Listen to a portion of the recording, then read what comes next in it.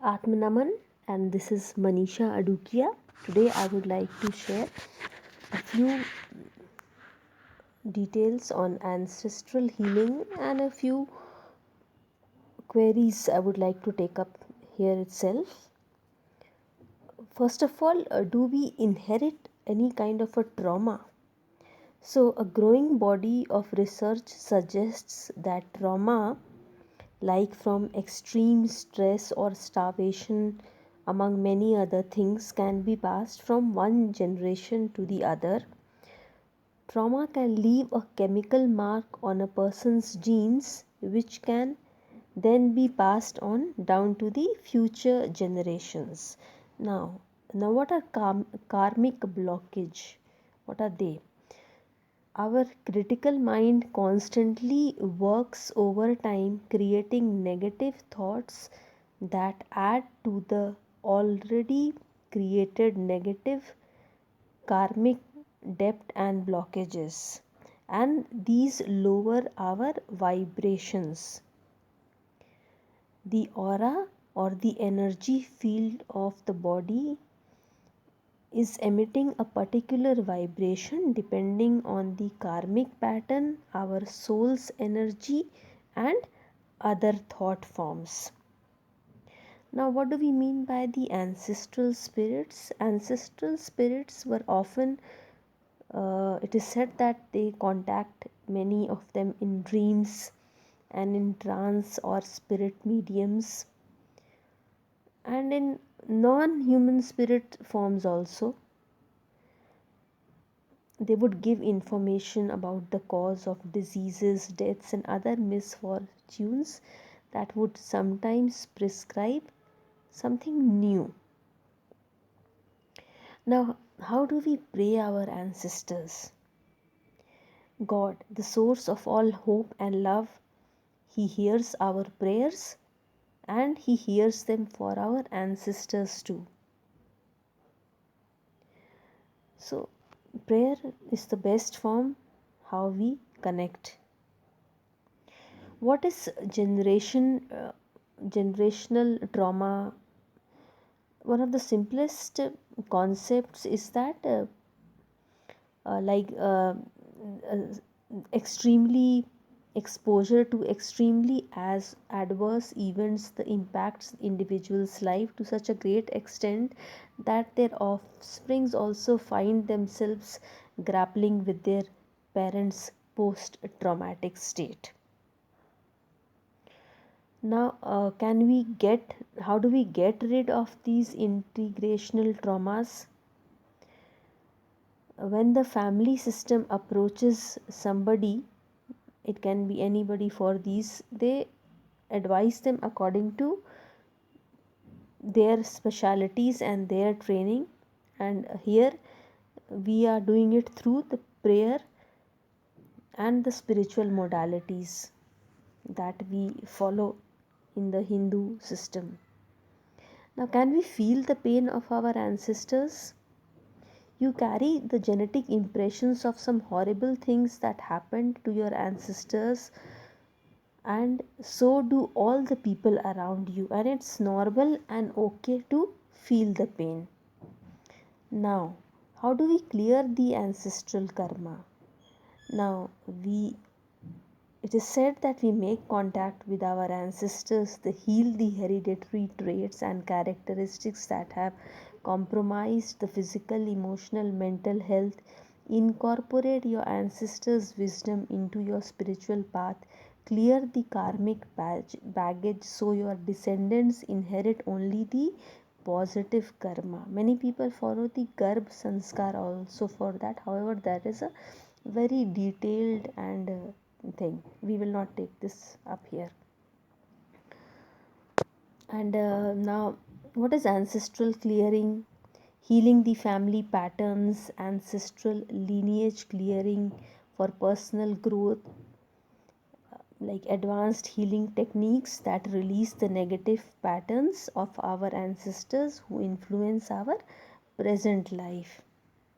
Now, how do our ancestors help us? Compassion. Now, learning about the history of the ancestors, that helps us gain a clear understanding of the challenges they faced, and it often inspires greater love and compassion for the flaws and the mistakes. This compassion can easily translate our relationship with the living and within our families and outside them. Now, there are various techniques people follow that depends upon what a person is specialized into. Now, why is ancestral healing important? On a familial level, sustained ancestral work can help heal integrational patterns of family dysfunction. By working with spiritually vibrant ancestors, one can start to understand and transform patterns of pain and abuse and gradually reclaim the positive spirit of the family. However, these are very subjective issues, and we cannot say that it fits into each and every individual, and that is what it is, a very detailed subject, and the more one dives deeper into it, the more clarity one gains. However, we will be following some highly specialized healing modalities and doing our best for the healing process.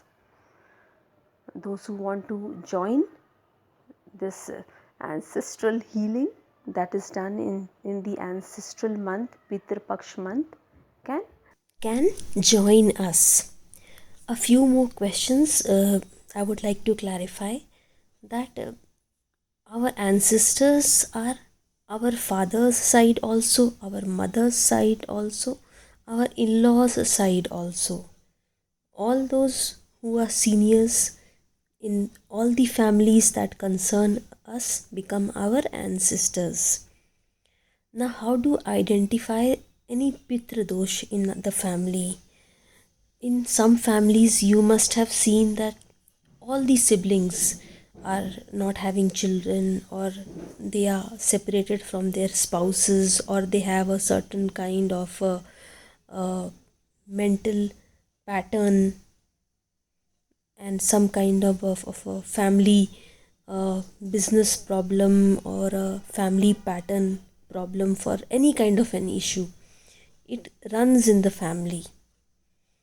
These like series of challenges in the relationships, or in having children, or in running the business, or in with respect to some kind of an illness, like from the forefather to the father to the child, from the mother, the grandmother to the mother, it can be the nani or the dadi, tata, tati, anybody. These all issues run in the family. And see, it is always good to pray for the family tree. The ones which are gone, we should seek blessings from them. It is said in the mythology also, and definitely we come from a certain DNA, we come from a certain ancestral tree. So why not give water to the tree? Why not let the tree flower? And if the tree has got some termites or some kind of a issue, then we heal the tree. Similar it is with the family tree also.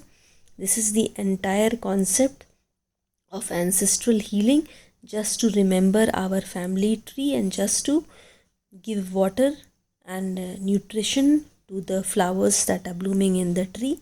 But most important that I would like to share, that it is very important that we respect and we are good to the current family that we have.